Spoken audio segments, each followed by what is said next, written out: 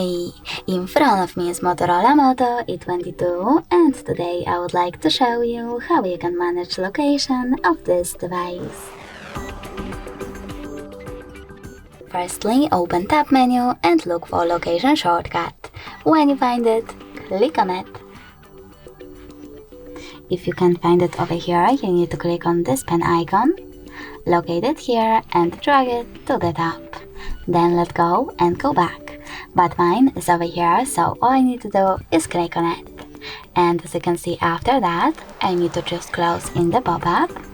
And when I go back, location of my Motorola is off. If you wish to turn it back on, click on the same shortcut.